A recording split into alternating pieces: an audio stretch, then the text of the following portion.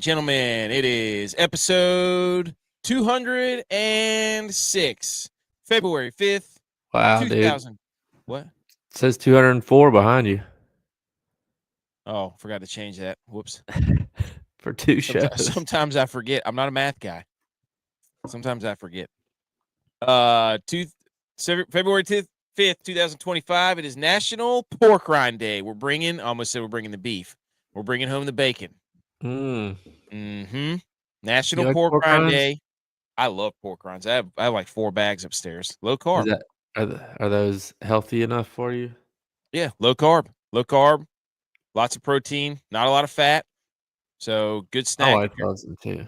They're delicious. Oh, look at this setup he's got. We've got a special guest, ladies and gentlemen. That's why everybody's here, not for us, but for our annual guest, the Super Bowl tradition. Tradition never graduates. One of our BFFs, our best friends, coming live from the compound.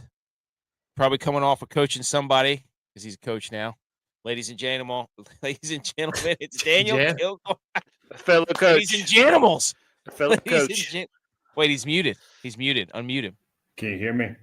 Yeah, we can hear you. Yeah. Perfect. Sorry, I had to charge up my headphones.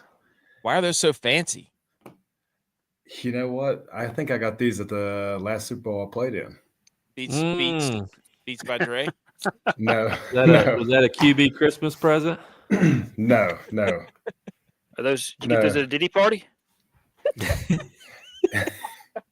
I sure did. And the welcome Did you eat package. baby oil? That was part of the welcome package. Okay, all right, good. More like beat off by Dre. I'm kidding. What? Wait, what? Beats by Diddy. Kilgore. Yeah. Nice setup. You know, it's like somebody hadn't done this setup already when they come on the show. Listen, last time I was on the show a year ago, I was outside around the pool, and since then I finished my office that used to be the downstairs playroom, and now I got my own setup, so it's nice. Oh, nice. That has changed. Wow. Looks good. Yeah. That brings me to the first question. How's the media tour been? You know what? This year as opposed to last year. I had a couple of requests, and I only said yes to one, and that was the Millie Goats. So right. Top priorities for sure. Well, I hate to break it to you. We can't do a McAfee deal with you. We can't pay you yet. But come on board and trust in the process. We'll get better together. If you can pay me like he pays AQ, I'm on here every day, every week of the year. Yeah, you just sit there like AJ Hawk does. Just smoke a cigar if you want. Yeah, hey. I would do that. I've got a whole box of cigars back here I've never had. Get stogie. Yeah, I don't even know what these are. These are fancy. I'm not gonna lie. These are from the Super Bowl in Tampa. Yeah, pretty nice.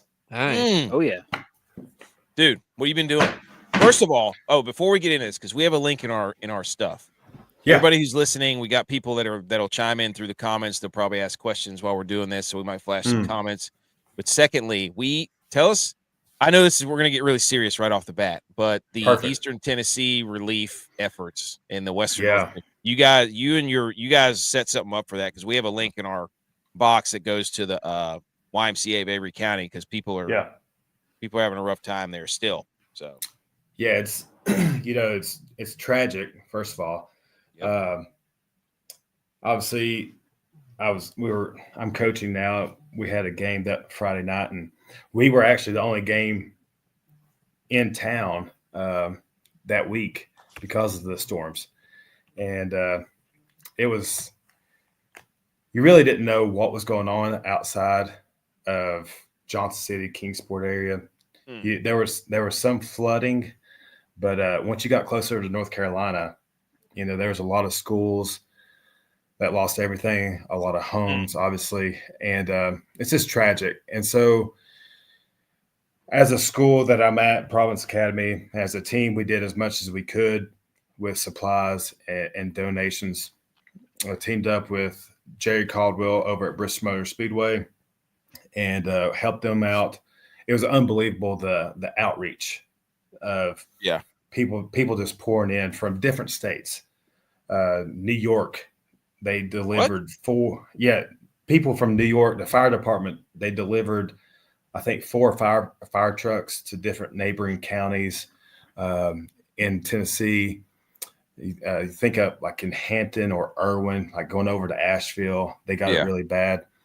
So, as weeks went along, my wife, Megan, she wanted to do something and make a bigger impact and kind of use what little platform I do have to get the word out, because unlike the fires in California, there was not much being said on the news, or even like donations to American Red Cross on games or anything. It was just kind of not talked about.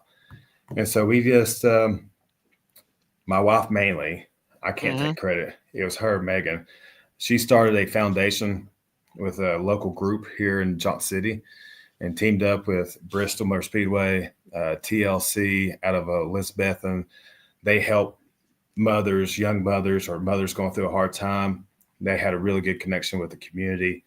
And so we just teamed up with different nonprofits and just raising awareness. And then there was so much donation, we basically had to say, we don't need donations. What we need is money for these people. So obviously, I donated personally, but then getting people on board to donate too, because now we're in a phase of rebuilding. Now, so all these homes got washed away or partially washed away. And so now we got to pay for tradesmen to come in.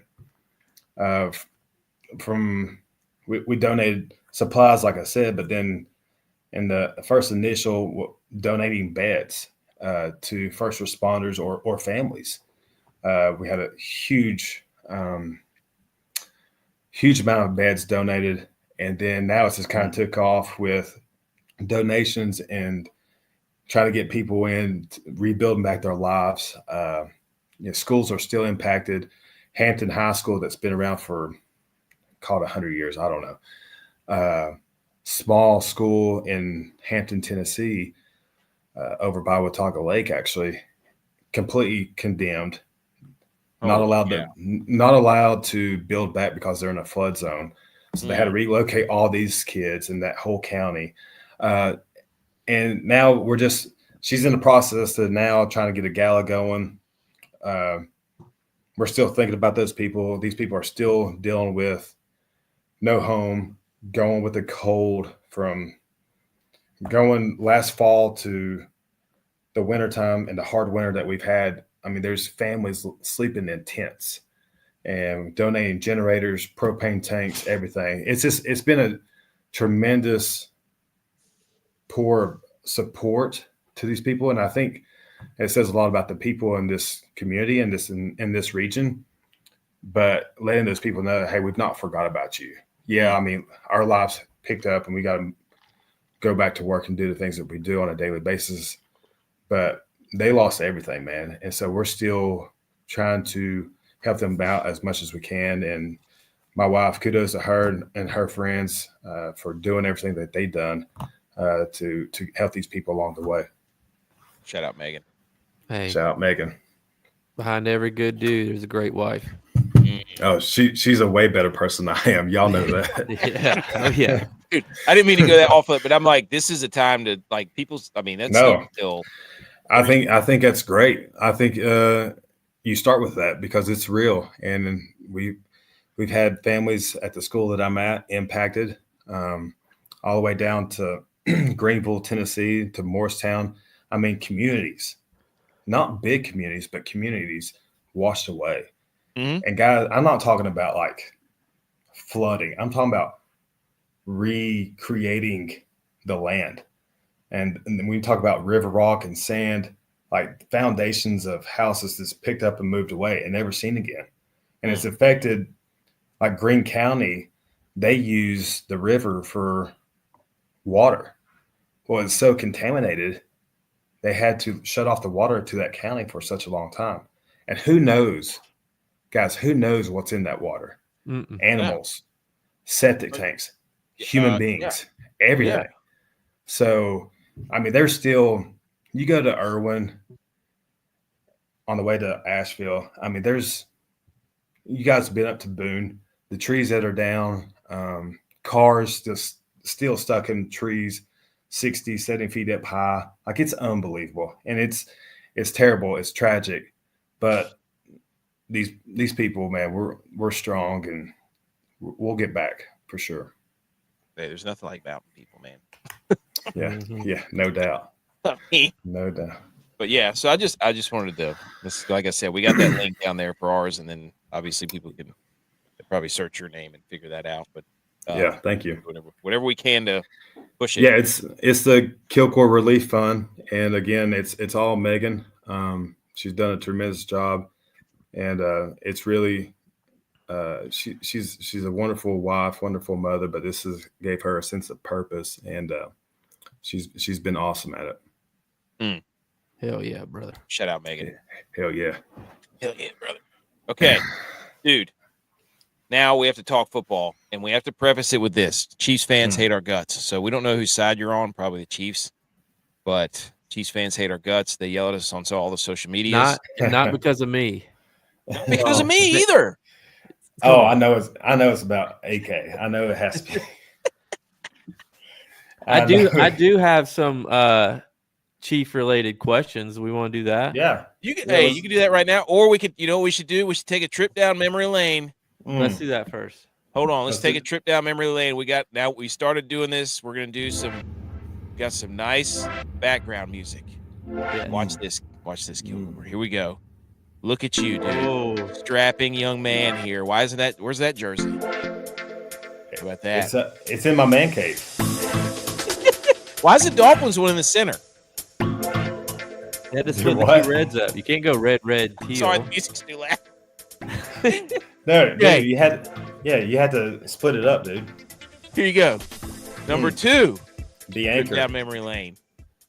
App State. That's right. We're going to ask you a question at the end of this. Number 3. Yeah. When you got drafted by the Niners, greatest day of my life. Yes, sir. This is when this was after the full sleeve tattoo. It's a half sleeve, but yeah. Fingerless gloves, rubber armbands, old school. Yep. Ooh. Hey, buddy. Hey. That's hefty. That's big goal right there. That's right. Yes, sir. That's Yes, set the NFL rushing record against the Buffalo Bills, Kilgore, right there. That's right. Hey, easy. Hey, that was the last time the Chiefs beat the Bills in the AFC Championship, too. And then you and Mahomes. Yep. Besties. And then the viral pick, dude. Shoo. Trip down memory lane. That's a good look. What'd you think? I like it. Your Google searches are good. Of all of those, I think I've had most of those saved in my phone for some reason. I guarantee you have some good ones saved too. But yes, Megan sent me one. I think it was whenever you were like a kid and you have like your teeth are missing or something. Oh, I'm sure. I want to go back to this one. Yep. Our guy, Dale Loggins. Pump us up. Pump us up. Dow Loggins. Dow Loggins. Okay. Dow. First, Coach Dow. So I know Dow from my first year in Miami. He was offensive coordinator with Adam Gase as the head coach. And first time I met Dow, we were in the cafeteria. I didn't know who he was previously. Obviously, he's done his homework on who I am. They just acquired me from the 49ers. And so I go in and I met with him and Jeremiah Washburn, who was offense line coach, and had lunch. And we really hit it off. Coach Loggins is a tremendous coach. He's very, very intelligent. He does his homework on everybody. Like his background, don't quote me on this, but I want to say he was in the scouting department for a long time, been around the game for a long time, was a walk-on quarterback at Arkansas. He was a quarterback? Yeah, I believe so, yeah. Again, don't quote me on this. I don't have Wikipedia pulled up. Just going off of memory. But he's just a good dude, man. Loves football. super bright, offensive-minded guy. You know, he's after leaving the NFL, bounced around with college and spent, I guess, 1 or 2 years with the Gamecocks in South Carolina. I think what you're going to get with Coach is an offensive-minded coach that is not afraid to push the limit. It's not going to be – it's going to be creative. It's not going to be the same thing that you might have seen in the past with App State. He's going to do what his guys do best. And, man, I tell you, I feel I'm happy for him as a person, right? Like, I'm happy for Coach. But I think this is the situation with him being at App State and being a first-time head coach. There's no better position to be in or a better university to be at. I hope he has great success there, but I hope he's not so successful that he just leaves after his first year. I hope he comes in and there's going to be growing pains for sure. But I think he's surrounding himself with the right people, football-minded guys. DJ Smith coming in at defense coordinator, huge hire. Oh, yes. I love that DJ. Yeah. And he hired one of my most favorite people on earth, Clyde Christensen, coming in. Clyde was a longtime NFL coach, Coach Peyton Manning in the Indianapolis with the Colts, was with me in Miami. We sat beside each other in the offense line room. Just a tremendous, God-fearing man who loves the game of football.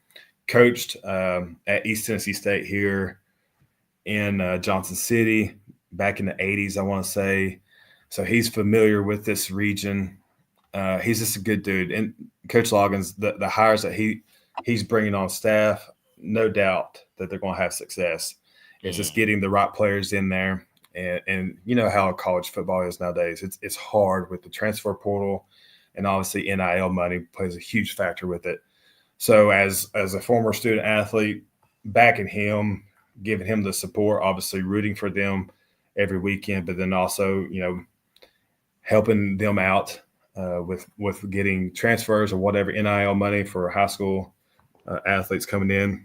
That's going to be a big part of it too. And App State's in an interesting spot because we're not one of the big SEC schools that just brings in a lot of money. I mean, call it what it is. We are a teacher university. We are not a business school, even though we have a great business school. We don't have Fortune 500 CEOs everywhere or sport team billionaires everywhere. So I think we do own country music, though. That's right. I think as long as the App alumni backs our athletic department, we're going to be successful. And it's sad to say, but that's the way things are now in college football, college sports as a whole. Who do you like better as a country music singer, Beyonce or Luke Combs? Ooh, that's not tough at all. Luke Combs. Golly, you're gonna get me in trouble in here. It just seems like the guys that he's bringing in, like everybody he has on his staff, has at some point had some sort of tenure in the NFL. Mm-hmm. So he's trying to bring like a real business like culture to the program, like they haven't seen before. Yeah, that's what college football is. It's a business now, and like I'm all for paying the players and everything, but you want to get paid, you're going to be treated just like a business. You're going to be treated like an NFL player is. Yeah. And you know, it's hard when you don't have that big pot of money, but I think once you get up on the mountain and see how different it is, and the different breed of ball players that we have up there, and you buy into the program. That's what we need back. We need guys. They brought in 32 new guys this year, so they're changing. They're bringing in a whole new group of kids and making a new culture. It seems like. You know how you explain App State football is that you can't explain it. That's what you tell people. It's like, well, everybody talks about culture, right? And like you could do your best getting guys to buy in and everything, but the thing about App State and as now like being new to the coaching game, culture is best when it's player driven. Mm-hmm. It's not it's not led by Coach Moore was tremendous coach.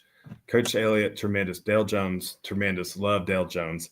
The stories that we have on him are tremendous. Love Dale But Jones. like you look at our teams, the culture was one real. You're dealing with grown men who see fakeness. Well, App State is the furthest thing away from fake. It's one of the hardest places to live. It's one of the hardest places to go and play a game on Saturday afternoon. It's a real atmosphere. The players buy into it. It's player driven. That's the App State culture. And once you're there 3, 4, 5 years, man, you fall in love with that place. That's the culture. And it's not just one guy. It's not Coach Loggins. It's not Jerry Moore. It's the people that surround Boone, North Carolina. Yep. And it's real. And it's driven by the community. It's driven by the players. So I think, it's going to be tough. They're in a hard conference. I'll give you that. They're in a very difficult conference, very successful conference. But I think give him time, let him get in there, get this spring going, install everything that he's got to get installed in the spring, roll into summer, get excited for the fall.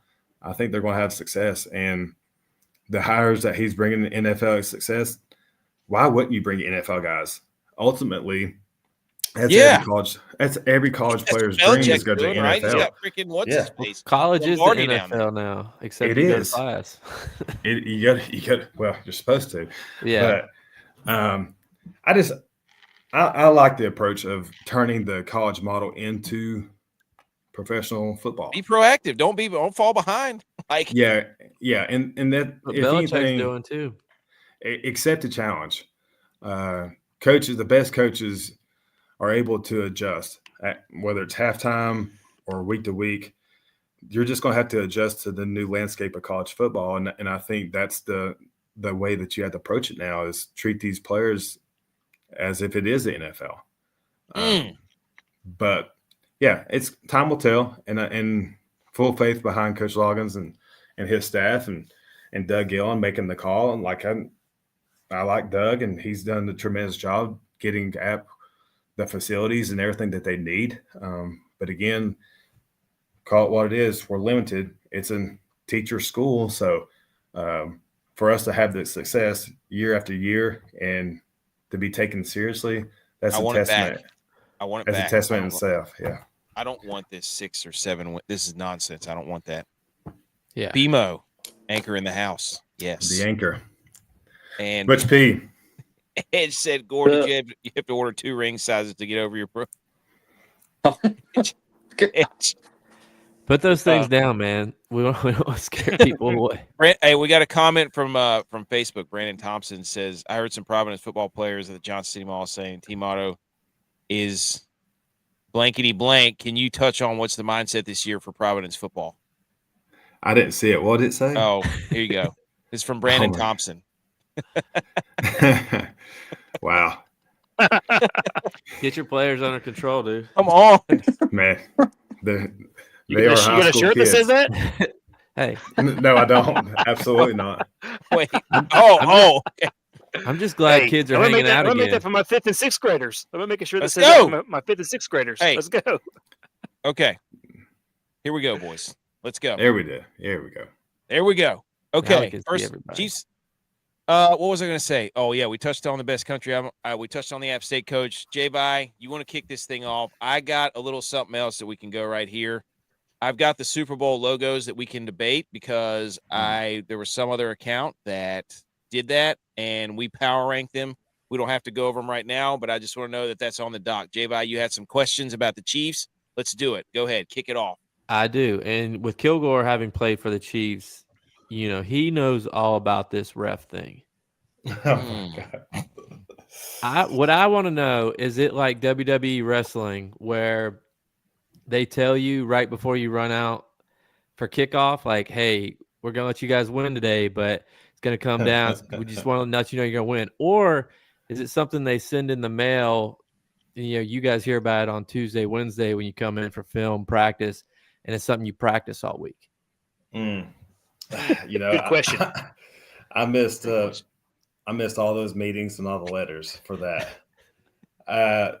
It's crazy, the narrative around the cheating scandal or cheating for the Chiefs. I will say this: in every football game, there's missed calls, right? Yeah, Oh, of course. 1,000%. 100%. 100%. I listened to y'all's podcast after the AFC Championship, and y'all are just quiet. And I think that was a first down. Yeah, that was a first down. 100%. There's lots of angles that show that it was a first down. Yeah, I know. And like, here's my argument. Like, can we not get the football with a little tracer like tennis? Well, yeah. There's chips in the balls. There's been chips in the balls since you were playing, but I couldn't tell you. My fingers can't touch that. But from what they said is it 6 inches off. So, they don't know if it's 6 inches one way or 6 inches the other way, and that's what's holding them back from using it. So put 2 sensors on the edge of the ball, on both edges. Yeah, I don't know. Did they even measure that? Or No, No, they didn't measure. They didn't measure it at all. But they didn't even bring it. You should put 4 in. They're trying to kill it. That's another conspiracy. They're trying to kill the chain gang. This do all electronic, whatever. Yeah. But here's my question. If this was flag football, it wouldn't happen. Nope. Here's my question though. When has the NFL been so proactive and so involved with sports gambling? Before now? Never. And so, like, whenever you have this population of people that watch football and bet on these games, and it doesn't go away, you're going to get pissed off. You're going to get pissed off whenever you don't win the money. There is a lot of money. If there's money involved, somebody's cheating. Somebody's feelings are getting hurt. I can promise you that. Yeah. So, I mean, there's going to be missed calls, but no, there was never once a meeting say, "Oh, you're going to get kickoff and you're going to do this." What we do have in the NFL through all 32 teams are very intelligent coaches that study the game more than any of us, and they know exactly the tendencies of Daniel Kilgore. They know exactly the tendencies of Patrick Mahomes. They know exactly what the defense does throughout the week, and they prepare for it. And there's no better person, and my honest assumption, there's no better person that gets ready for a Super Bowl or a playoff game or any game, week 3. Nobody gets better prepared than Andy Reid. And he literally goes through every situation from the first 15 to the last play of the game. And then his ability, going back to what I said earlier, his ability to adjust. You look at that AFC game, to get that first down, he's got 3 guys out there running quick slants, and all they're doing is getting in the way. They're not doing offensive pass interference. They're not picking.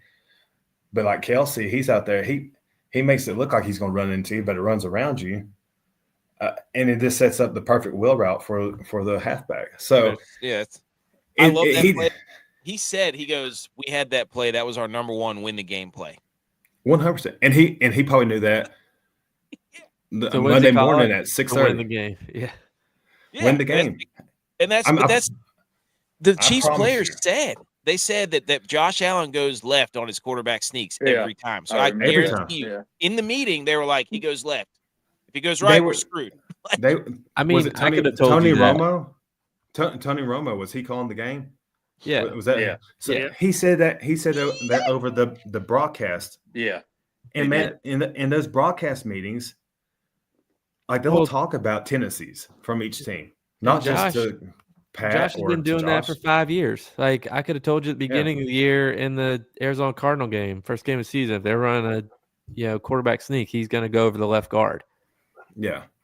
But I will say there, definitely missed calls, but there's missed calls in every game. It's just when those games are the last 3 ball games of the year. Yeah. And there's so much tension build up, and like, bless all their hearts. All the eyes are on you. But Buffalo, like, that game, they're just trying to get over play, his hump. That play was with 10 minutes left to go in the game too. And, Mm-hmm. it did take away the momentum, but Josh Allen still had the ball down 3 with 3 minutes left. It's not that all the pressure has to be on him because the defense should have made more stops, but he did. If you told me that was how it was going to, that's what it's going to come down to, I would have said, we're going to win that game then. Yeah. I mean, and then you throw in the home field advantage in Kansas City, man. For sure. Like being in that game that late in Kansas City, that's an achievement in itself. Well, so if you do a neutral site, if this is college football playoffs and they're playing in a neutral site, man, is it the same outcome? I don't know. If you look at the last 8 games, including even the one you played in, it's like the stats, the score, everything is identical. Yeah. Maybe 5 to 10 yards off. Maybe I guess 3 points now, but it was like, even the points were same points. It was like, it's incredible how close it is. It is incredible. And again, these coaches on both sides, both teams, like how do you, the head coach is Coach Reed. He's played this Sunday Super Bowl game in his head, 70 plays offensively, and I don't know, 60 plays defensive. He's played this game 1,000 times in his head before they even get to the game. And he's like, I know if we show this formation out of this personnel, Vic Fangio is going to present this. And these guys know exactly what each other are doing. It's just that one little wrinkle that they throw in there, just like Spags, man. He didn't blitz the whole game against Buffalo. Yeah. Fourth quarter, side, when they came to it, he sends a corner blitz, hadn't shown it all game. It's incredible, man. They showed that same look 3 or 4 times earlier, and they blitzed from the other side. Yep, setting it up. Those two are unbelievable. Those two are. That's the biggest argument I have with the Chiefs and their fans and all. Like they think I just get up here and yell at them. And this, I completely understand. They're more prepared probably than. I mean, look what they do to Kyle Shanahan every year in the Super Bowl. He looks like a complete idiot, every time. I love Kyle. Kyle's there. And like you said about Andy Reid, he picks things out. The touchdown that Mahomes scored, the quarterback sweep almost, like quarterback option that he ran outside to the right, that was a play that he got from the Baltimore Ravens in Week 4. Lamar did that against the Bills and scored a 30-yard touchdown. It's a copycat league. I mean, you're going to watch the best anyways throughout the week. I love the debate of, is Patrick Mahomes going to be that good without Andy Reid? I think that's the real debate. Well, look at it. It was always is Tom who Brady. He is, Tom Brady, is he the best without his head coach or his coaching staff? I think he was. He did. I mean, he went somewhere else and won. But that was at the end of his career too. I mean, he had everything figured out by that point. But leading up to the Super Bowl and all the what he win? 7? I forget. He played 9 or 10 on 7. Bill, his whole career, Bill Belichick is a defensive minded coach. What was he seeing every week, every day? Bill Belichick, the best defense, man. And it's just like they are prepared. And like you look at Spags for Kansas City, dude, he's one of the best, if not the best defense coordinator in the game right now. And do you think he's not laying it to Patrick throughout the week? Yes. There's times in practice that short term, I was there for 1 year. There was times that Pat didn't have a great practice. He threw many interceptions. You know why? Because he was facing a really good defense. Well, they don't report that. I hear all about all the Purdy ones. That's all I hear about all offseason. Where's that report, dude? BS. Hey, Mahomes did throw 11 interceptions in his first 10 games, so he got over that hump. Figured it out. That's right. Nobody's not saying Mahomes is ridiculous, dude. He's clutch. We all know he's clutch. He's clutch he's elite, man. And he's obviously chasing Tom Brady and everything, but again, he's going to be great regardless. He's already great. He's already a Hall of Famer. But just looking what he's got to go through to get to this point of the season, it didn't just turn on in December. No, he's going through that in OTAs and training camp and everything, facing the defense he's getting. I mean, look at Joe Thuney. He's probably arguably the MVP of the Chiefs, having to go from guard to tackle. Yes. Dude, It's back and forth. He looks like me now, and I'm retired, and I'm 240 now, and humble brag, and 6'3". Like, he's tiny. Like, you're I mean, your prototypical NFL tackle, left tackle, is no shorter than 6'5". Yeah, 315 pounds. Like, this dude is a guard out there playing. And I'm sure if he had to go in for Creed at center, he could do it. I mean, that guy. Can you take me higher? Yeah. Hey, look who's here, dude. Neutral site, same actor. You know, I was listening to another podcast, and they had I was listening to they had on another quarterback, and he talked about how well he communicated with his lineman about using the snap count to help his lineman out. So I think that you talked the last time we were on about how well Pat Mahomes would use his snap count to do things. Man, when I first got there, after I had the little heart procedure and everything, like, I literally spent 2 weeks learning the snap count and the different colors and everything. And now I still pick up on it. Like, if I'm watching a Chiefs game doing the dishes, I'll just hear the cadence, and I know exactly, I've got time to finish this one last dish. And then as soon as he says yellow, it's on. I got to look up. It is.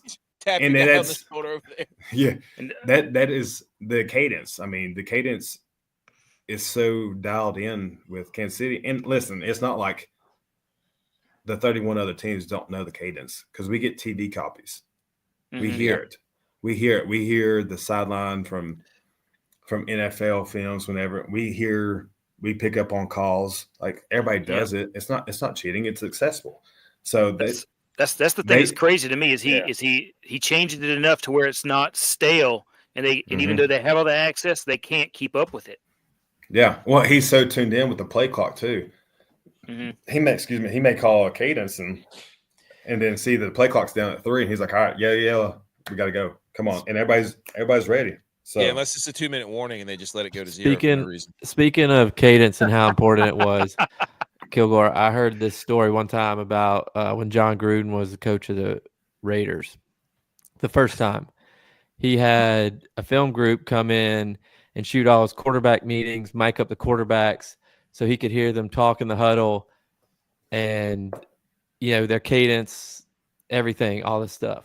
Mm-hmm. So that next year he got traded to Tampa Bay and took Tampa Bay to the Super Bowl, and they played the Raiders. But because he had all that film of all the cadence, everything, they were prepared. They knew the snap counts. They knew everything that was going on.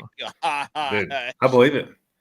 I think that team in Tampa was the last team to win the Super Bowl to only go under center the whole year, I think. Is that Brad Johnson? John Gruden. Brad Johnson, yeah. Brad Johnson, the trick basketball shooter. Brad Johnson, Mike Oldstuck on that team? Yeah. Sat, yeah. Was it Pittman, the running back who had the gigantic arms? Look who's here, dude. TJ's here. There will never be a more prepared team than Andy Reid. He coaches every situation. He does. And that's true. Dude, TJ's on point right there. Like, Coach Reid is such a football guy. And, like, just the way this week of practice for the Chiefs will be the hardest week of practice for them. I promise you. What is today? What is Wednesday? Tuesday, Wednesday, and probably not tomorrow. But Tuesday and Wednesday, they're in full pads, and they're going full speed. I just from that week of Super Bowl that I was with them, that was the hardest week of practice for our guys. Like, he does not care if it's the Super Bowl week. Everything you got for 3 days leading up to the Super Bowl, like, we're getting mentally and physically prepared. And I just know playing in the one Super Bowl in New Orleans, just the temptations down there had the 49ers in Super Bowl 47. Had we been better athletes, it's in the chicken, man. It's in the Popeyes chicken. It's in the gumbo It's in everything down there. Coach Reed, he's get these guys right, and I just know that Pat and Travis, like they understand. Even in last year in Vegas when I went down there, they wasn't going out. Like they were like, you have all the access to everything, the strip and everything. They wasn't going out. New Orleans is a different beast, but I promise you, Coach Reed's got them all locked down, and they're going to be ready. Well, they're a disciplined team, and I think that's, you can show more about the whole ref thing with that and being disciplined the whole game. Yeah. And disciplined doing that type of stuff. And that's why they get calls, because the other teams get desperate. Yeah, for sure. Well, I mean, absolutely. Everybody's like, they get all the calls at the end of the game. It's like, no, if you're prepared the right way, then the breaks will go your way, because you're not going to be the one that's, jumping off sides or missing an assignment or doing all this nonsense, Unless you're lining up off sides like Chris Jones. I think what teams do wrong, like the right tackle every play. I think what teams do wrong against the Chiefs is that they're trying to predetermine their ending with the Chiefs before that setting is set there. So they're wanting to be ahead at this particular time in the game, and if it's not there, they freak out. Yeah, and especially when you're keep grinding right there and let it be, and then whenever it's 3 minutes and you're down by 3, go win the football game. Well, I think too, just with the experience with the Chiefs, already been there and done that. It's just another game for them. Don't make the moment any bigger than what it already is. And so if you throw in Buffalo, if you throw in a young Philadelphia team, which most of those guys have been, well, not most, but some of them have been to the Super Bowl already, don't make the moment bigger than what it really is, whether it's AFC Championship, NFC Championship, the Super Bowl. Like, just go out there and play games. Like, just play your game. Don't worry about anything else. Don't worry about being on TV and the whole world watching or who's doing halftime or anything. Like, it was hard for me my second year when we went to New Orleans and seeing the production of the Super Bowl. Like, that's nerve-wracking in itself. And then you got to worry about your family, making sure they get in there, and just the travel, and then media week and everything. Like, there's just so much buildup. For the Chiefs, they've been there and done that. Like, it's just another game for them. And these guys, like, bless his heart, Travis, man, he's in the limelight just because the relationship he has with Taylor Swift. Like, dude, he's just out there having fun, where most guys probably tense up. So if it's the last 3 minutes of the ball game, Kansas City's like, we got plenty of time. This is a whole new ball game. Everybody else is like, oh, gosh, we got to go score. We got to go do this. So the Chiefs do have that advantage of, like, this is our third trip in a row. It's just another ball game. Obviously, it's the biggest ball game, but, like, we've done this before. We can go out here and handle business. 13 seconds, dude. That's all they need. That's all they need. I wasn't in the Super Bowl, dude. I saw the stat. I saw the stat that Pat is 7 for 7 in last-minute game-winning drives. Oh, you must listen to this podcast, man. And then Vic Fangio is 0 for 8. And that's tough. That's tough. Josh cooks Fangio up. And Mahomes did too when he was in Denver. I love Vic, though. He's awesome. He's a tremendous coach. I mean, they got some. What's different now, though, is he does have better players than he did in those two animals up front, dude. Jalen Carter and Jordan Davis. I think it's gonna be a good game. Dude, I tell you, so I obviously Chiefs fan, but you look at the roster and how these rosters are made from drafting, free agencies, whatever. Ooh, like, it's hard. It's hard not to say that the Eagles are not the better team. Yeah, it really is hard. And I love this draft, actually. So I think hey, I'm prepared, dude. You need graphic, I got you. I think the battle obviously is going to be up front. And how does Kansas City handle that defense line with the Eagles? That's going to be a true sign of the success and the flow of the game. They're going to run RPOs, not let them get to them. Exactly. So so you think Coach Reed's not thought about that? Getting the ball out quick slants? Yeah. Let's think about the speed of Kansas City and the skill guys. You got the Eagles up elite. I mean, come on, dude. Speed kills in this league. All right, catch the ball, get upfield, put a foot down, and get upfield. Get out of They bounds. lead don't the get league hit. in yak. Dude, I'm pretty sure they lead the league in yak.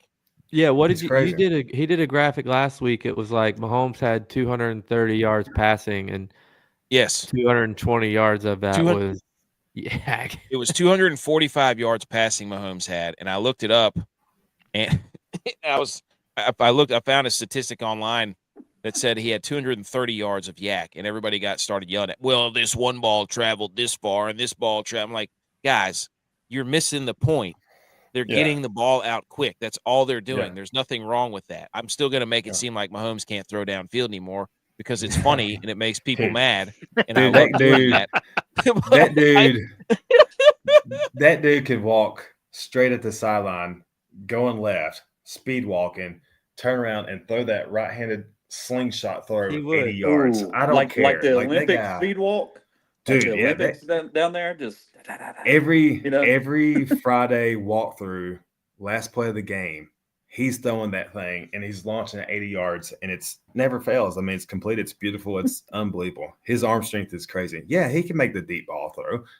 But wow, I mean, yeah, but I'm still going to You say he just- only uses yak because that's what the stats say. what?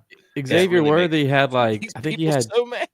I think Xavier Worthy had 2 plays over 20 yards, but he would have had 6 plays if he had any type of awareness for his body and the sideline. I mean, I couldn't tell you how many times that guy stepped out of bounds or caught it with 1 foot in. Can we just not Who's put the Jalen biggest- Hurts in elite?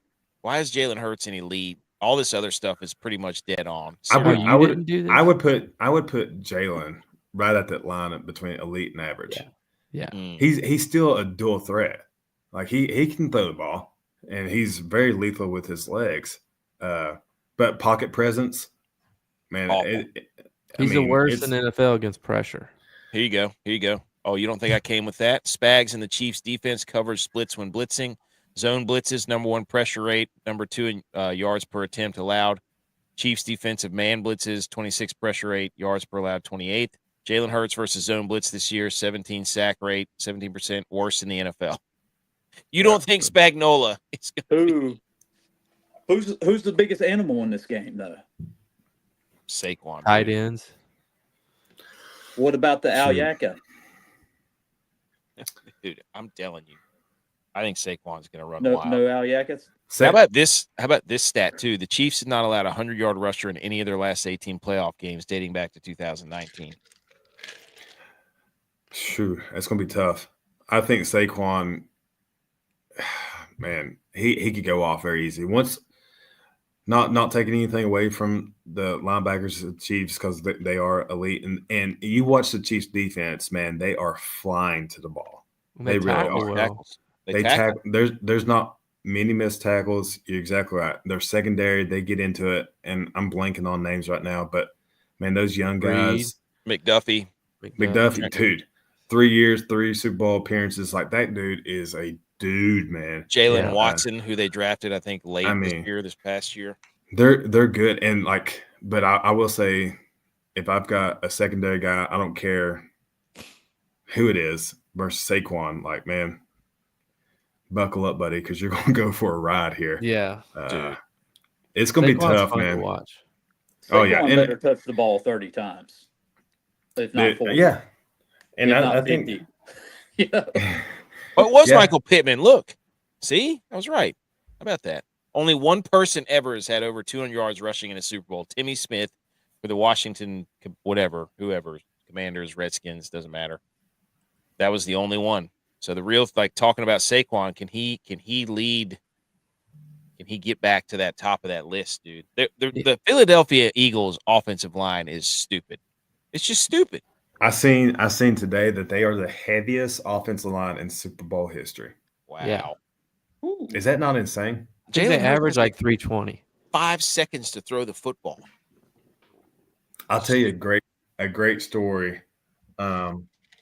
Again, I'm blanking on names. Who's the Eagles center right now? The kid from Nebraska. Jurgens.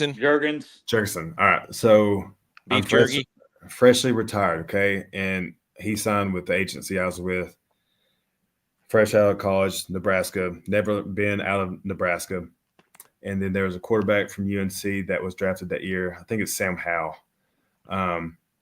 also signed with the agency that I was represented by. Sam had never took a snap from under center, and then he had never That's snapped. crazy. He had never snapped to a quarterback under center. So he never felt that knuckle before. That's right. At the time, it was rep 1. It's changed since then, but they flew me out there to work with these guys snapping under center. And I knew instantly, this is before the draft and everything. I was like, Juergens, you're like prototypical Jason Kelce. And I was like, man, if you get an opportunity to go learn from him, that's where you need to go. And sure enough, there he is. And he's a baller, dude. He's so strong, like country strong, hard nose. Just he gets it. And then having Jason for a year or two, whatever it was before Jason retired, man, that he's a stud. But that whole offensive line is. I heard that Jason Kelce you guys need to draft this kid from wherever it was, Nebraska or whatever it was. I wouldn't doubt that one bit. Jason is so intelligent and he probably will.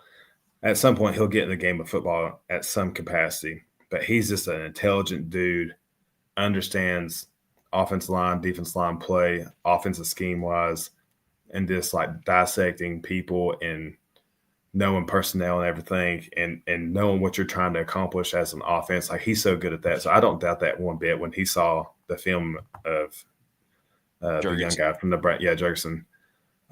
Whenever he saw him, I'm sure he's like, yeah, you need to get this guy. That draft party was pretty strong. That draft class. Oh, the draft. Yeah. I think so. Yeah, I think you're right. Would you suggest after seeing what Juergensen did this year, replacing Kelce, that Kelce is a system center? That's exactly what I was going to say. System center. I tell you this, I think any team in the NFL to have either one of those guys at center, they would have success. So he didn't deny it. And same thing with Creed. Same thing with Creed in Kansas City, man. That guy, he's a beast, man. Yeah, I remember him in college at Oklahoma. He looks like a center, dude. He's like He's like center. Like if you were to look up center, NFL center in the dictionary, Creed Humphrey. I don't know if he has one, but he needs like a mullet too. I think he had one for a minute. He feels like a Creed. And here's the thing. Here's what's unique about him. He's a left-handed snapper. What? Oh. He's left-handed, which was odd for me to see for the first time. Huh. Yeah. It's weird. Like I still get that's weirded becoming out more with common. Kickers. So yeah, it's coming more in common with left-handed snappers. I still don't like that. Kind of makes sense though. Ball. It kind of makes sense though, because their dominant hand's their right hand, so they can use that hand with more strength and surety. I think their dominant hand would be the left, right? Yeah, he didn't. No, I'm just saying. He said they were using their left hand. So he's actually left-handed. So he's actually left-handed, is what you're saying. Yeah. Yeah, and he snapped a left-handed. Or is he just? I'm just sitting there like, because he's using his left hand to snap, not that his dominant hand left. Oh, what is in that cigar right now? That's a left-handed cigar. Is what that thing is. Hey, I saw his video of 2 Chainz, and he was smoking weed cigars. Like the whole thing was weed. I was like, dude, that is a crazy. There's no way I could smoke one of those things. I'd be melting through the couch. You'd be like that old commercial where the person's flat on the couch. Yeah, it'd be like 2 hits. I'd be like, all right, I'm done. I'm out. It's like a whole cigar of it. Ain't no way, big dog. Ain't no way. Yeah. But so he's not doing it as an advantage. He's doing it because that's his dominant hand. He thought he was just I can see himself as an advantage. Yeah, I was like, man, that makes more sense to me because you could actually if you could snap left-handed and use right hand to get at people, that makes more sense to me. Well, that's with right-hand snappers too. Like the first thing you want to do is snap and punch all in the same motion. So yeah, I mean, heck, like that was my left hand throwing that punch. Yeah, that was dominant. Do you think it feels like somebody else is doing it if you do it left-handed? Have you ever tried to wipe left-handed? No. Oh, that's what we should do. I can do it both hands. All of us. Yeah, everybody. Double wiper? Do you stand I'm up? an ambi wiper out here. Do you stand up or stay seated? No, down? dude, I stay seated. You get cleaner that way. I stay Stay seated. seated. I don't have the internal rotation of my Hey, shoulder. let me tell you, back there. dry wipe, wet wipe, dry wipe. Change your life. Oh, you gotta get the water nozzle. Oh, the bidet? The bidet. Yeah. Oh, Dry wipe, bidet, dry. Ooh. Dry, Where's wet, BMO? dry. BMO probably has There one you of those. go. Did you see his question? Why did Spags not get a head coaching job? Seems like he will next. I just don't think Spags wants to. Why would he want to leave when you're playing in the Super Bowl every year? Man, Why would you want that? He's gonna win. I mean, if he'd be a great head coach. I think he was with He the He Rams, was, and he correct? was terrible. Mm-hmm. Well, I mean, Well, his record was terrible. I don't know how I'm- I don't remember it. like How I old is he? love. He's pretty old. He's in his I mean, 60s. Yeah, maybe he's like I don't want that anymore. Yeah, he's already Yeah, done maybe it. not. He's like Dick LeBeau. He's grooving right now, man. He's winning Super Bowls with arguably the best head coach ever. Like, and he's got a good system, man. I don't know. Like, I'm sure he's been there and done that at some point in your career. If you get fired as a head coach, and there's coaches out there that I just want to try to get another job. And so once you don't succeed as a head coach, like, man, I don't want anything to do with that.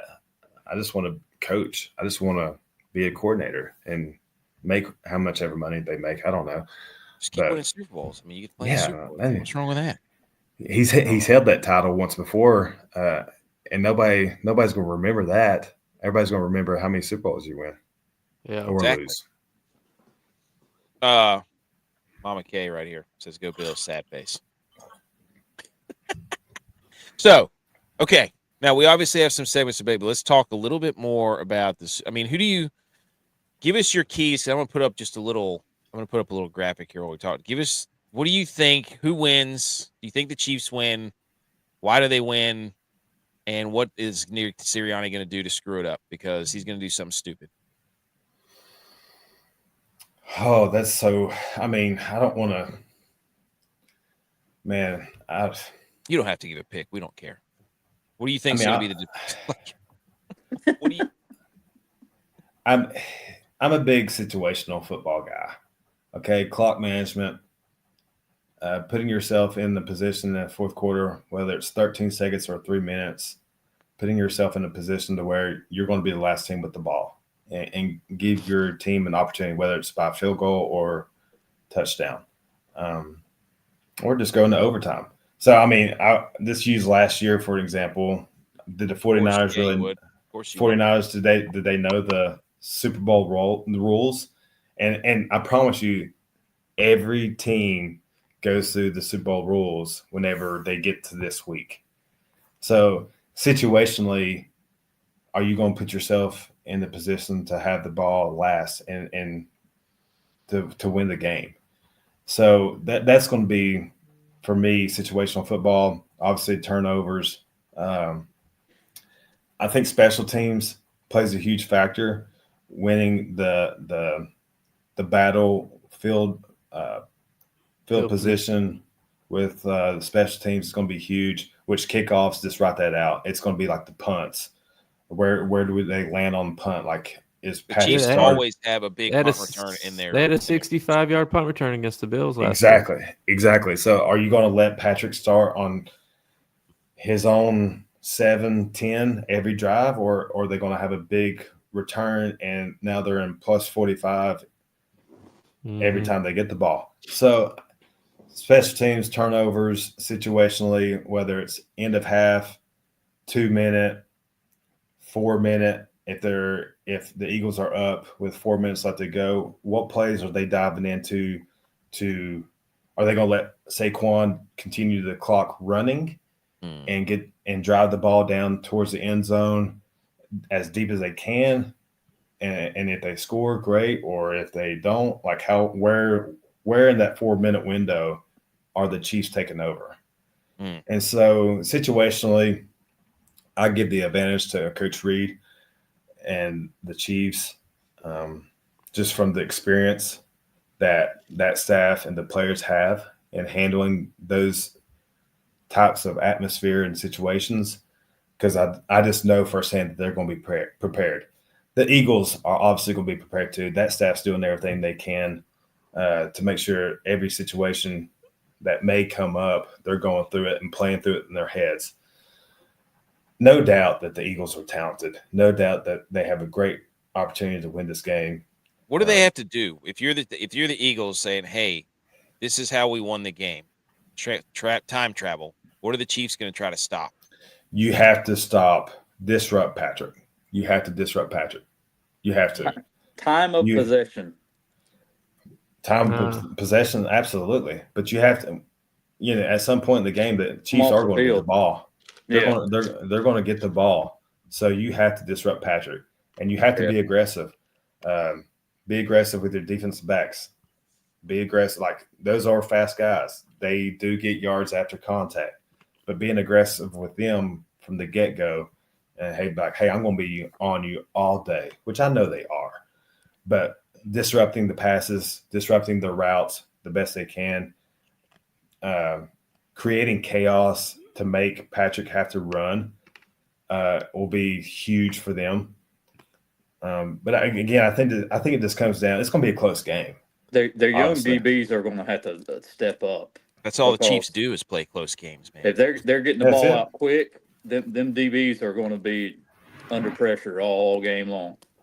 So Dejon and Blankenship and all those guys, Garner, whatever his last name, double name, CJ Gardner Johnson, CJ, GJ.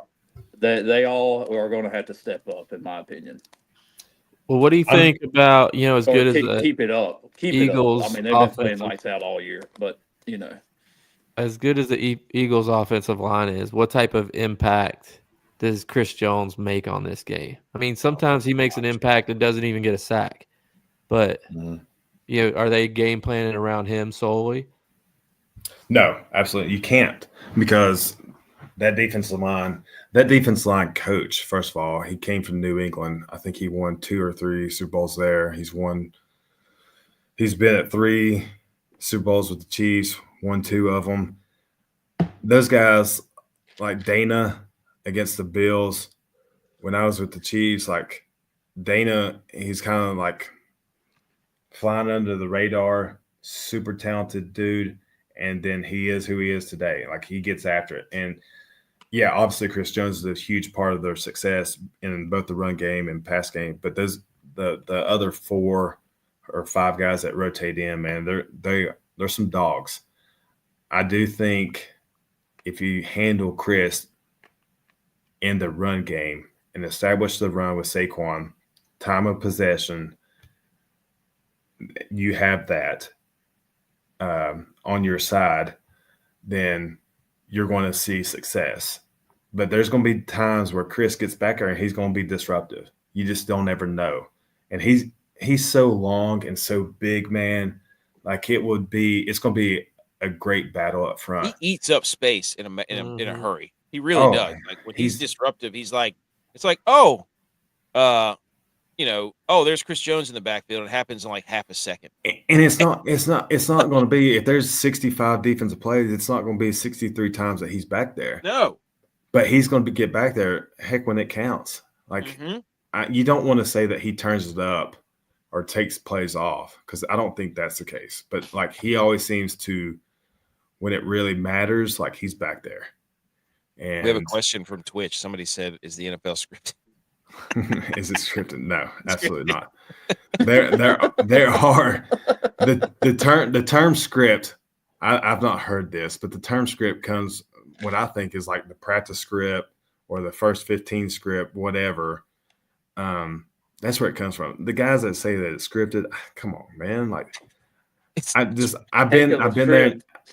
there and done that. I would hate for all the blood, sweat, and tears I've poured into the game was just for nothing. So, dude, I'm over 2 in the Super Bowl. Like, if it was scripted, I really drew the short straw. But you did send a picture of your Kansas City ring to J-Vi as before the game. That was funny. Got it. Yeah.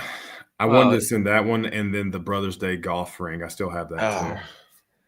We got to Yeah, do I that. mean, he again. doesn't. Yeah, He that's doesn't gotta become be a done again. Chiefs fan Yes, until his dude. Packers get knocked out. So I know how it is. Listen, I've not rooted for the Packers in years. I was going to You're a ask you Packers that. fan at heart, dude. If when they play your montage, He's Rob leading up Lowe to the hat. game, it's he grew up a Packers fan. That's what they did Yeah. when y'all played in Green Bay for the playoffs. Oh my Yeah. gosh, dude.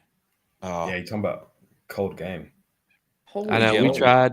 It was chilly. It's nothing compared to that game. But I remember us turning off the heat in the apartment. Saying we're gonna try to tough it out in the cold like Kilgore. Dude, yeah, it was miserable.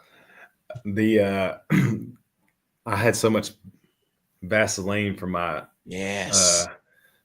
clogging my pores. I was pretty toasty, but it was cold. It was miserable.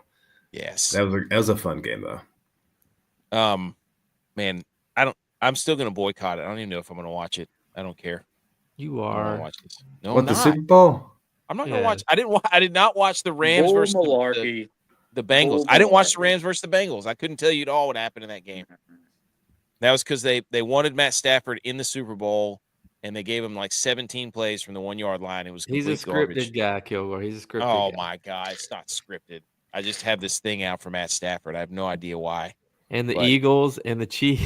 Did you see that picture of Deebo Samuel with the Eagles jersey on? Yeah, trade rumors are hot.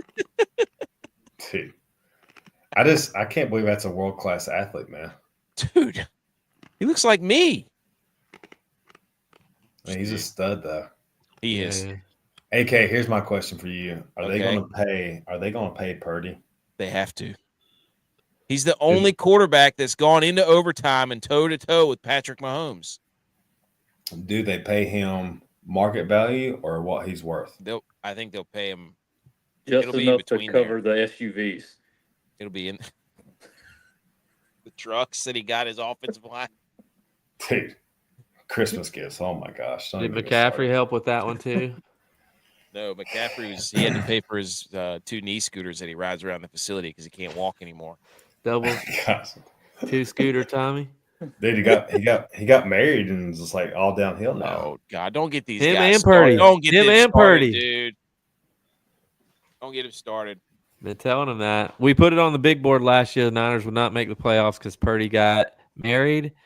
Niners did not make the playoffs.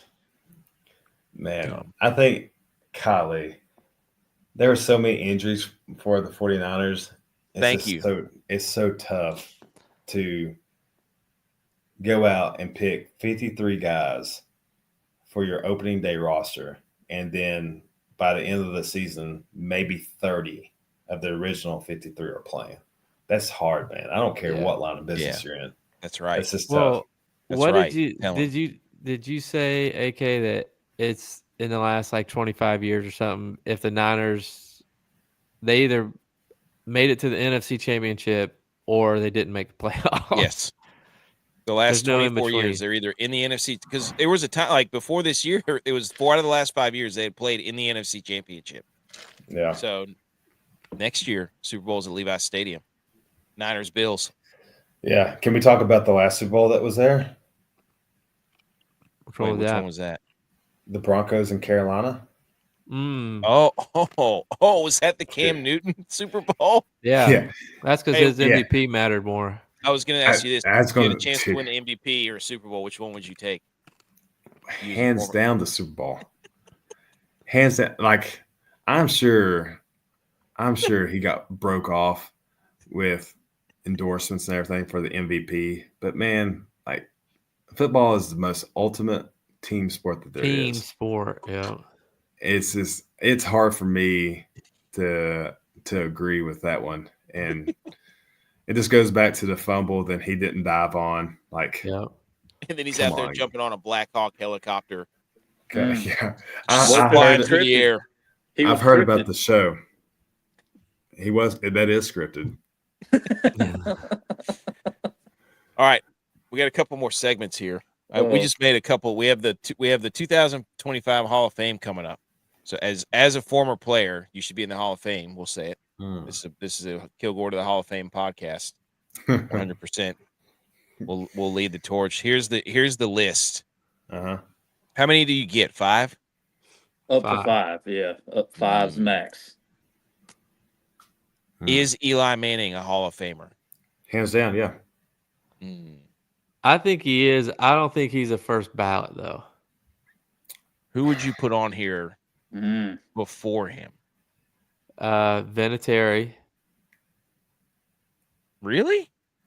Adam Vinatieri, the most clutch field goal kicker of all time? Well, you get 5 picks here. Yeah. But he couldn't beat Eli Manning, so Antonio Gates, he didn't get the opportunity to beat Eli Manning. Vinatieri? He didn't. Not with a last-second field goal. Yeah, you're right. I'm putting Antonio Gates, Jared Allen, Steve Smith. I don't know. Reggie Wayne was pretty good, though. He was good. I just don't know if he's the first. I don't even know if this is his first time on the ballot. I don't think he's not better. Reggie Wayne, to me, is not better than Terrell Suggs, Fred Taylor, or Terry Holt. Terry Holt was legit, for sure. How many Super Bowls did Eli win? 2. And as a quarterback going into the Hall of Fame, that's the biggest argument. Yeah. And think I'll say this: he's like a lock. New York, that market, and the way that Eli handled that market for 15, 16 years, whatever. I mean, it's pretty amazing for what he did. Now, they had really good teams, right? Very good teams. The defense, man, that defense line was incredible. Yes. Yeah. I just don't think he's Most teams like this that is his win the first Super year on the Bowl ballot. are good. Yeah, first year on the ballot is tough. I just don't think he's gonna make it this year. I think hands down, just because I played against him, Luke Kuechly. Oh gosh, dude! Again, dude, there's nobody. First team, first year, though. I don't know. I saw a video of him. 100%. That guy was. Listen, I love Pat Willis. I love him to death. But the way Kuechly runs around, he ran around, and just knowing where to be at the right time, that guy was unbelievable. And having to play against him, you can't block him. Yeah, so I think he's a lock for sure. First time on there. His 7 years, he had 7 Pro Bowls and 5 All-Pros. I'm going to tell you, the guy first on the list is a lock, Eric Allen. 54 interceptions. That's stupid. Insane. That is ahead of Primetime, who's a Hall of Famer. Mm-hmm. He's like 20th on the list of that. And Eric Allen, you look at his stats. I had to look him up because obviously, that's not a name that we grew up knowing and watching football wasn't Eric Allen. Okay. So, but I looked him up and I was like, man, 54 interceptions. Where's that sit at? And I saw his name and he's above Primetime by 1, but he's still ahead of them on the all-time list of interceptions. I was like, yeah, that's pretty impressive. Yeah. I'm kind of partial. I'm kind of partial. I mean, Antonio Gates. Did you know he played basketball? Yeah, I did. Antonio Gates, you look at just his overall game, I don't think it's the same at tight end as like a George Kittle or different errors. Maybe Kelsey. Like Antonio Gates got a lot of his touchdowns in the red zone. And he wasn't taking many deep balls or breaking free down the field. The one that I love that's on here is Marshall Yanda from Baltimore. That guy was a technician, and he was so strong. Yeah, I mean, you guys remember Justin Smith? Yeah, the cowboy with the 49ers. Number 94, baby. I remember. Justin literally said every time we played Baltimore, he's like, God, Yanda is so strong, dude. And like for Justin Smith to say that that's high praise. And so I'm happy he's on there. I think he gets in. I don't think he gets in the first time because he's an offensive lineman. But Yanda, Jari Evans, tremendous athlete. I mean, look at Jared Allen. Like, even towards his end of his career with the Panthers and the Bears, like he was 220 pounds, still getting sacks back there. He Like led there the for a league while. in sacks like 5 years. Yeah, his years in Kansas City, man, he like struggled a little bit, and then goes to Minnesota and just like goes off, like gets paid, goes off. Idaho State too. And he does the Olympic curling too. Good for him. Yeah. Terrell Suggs, a guy's a beast. I mean, this is a great lineup. You can't. Yeah. How do you pick like 5? Like this is one of the first lists I've seen that I'm like, I remember a lot of those like 90. Put them all in there. That's another sad thing is that's how old we are now. It's like, I remember watching Terrell Suggs, Terry Holt, the Kurt Warner years. Dude, yeah, greatest show on turf. Yeah, dude, Torrey Holt. I mean, he didn't have Eli Manning at quarterback. Imagine if he did. He had Kurt Warner, who I think is 1 touchdown ahead of Eli. Wow, get some. There you go. You don't know ball. You don't know ball. Eli should be in then. I don't think Eli shouldn't be in. I just wouldn't put him first ballot.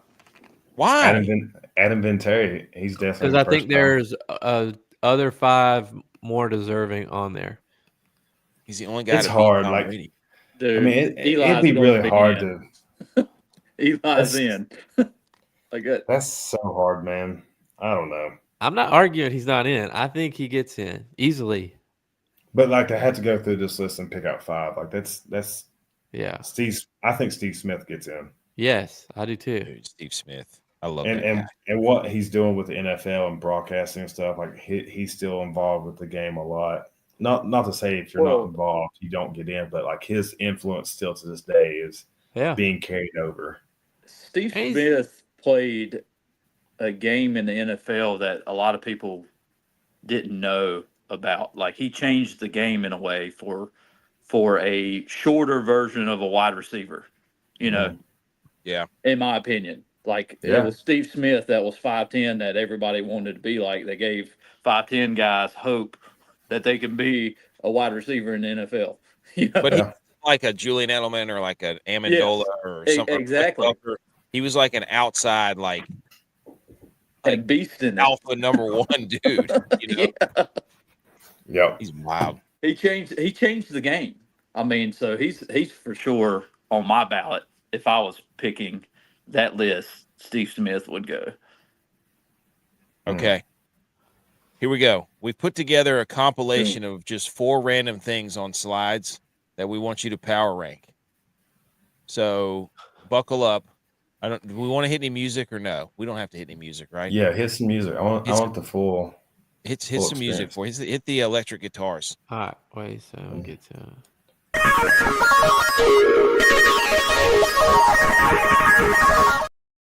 If you're wondering whether we made all this, yes, we did. We make everything. Here's another one. Oh. Football. Yay!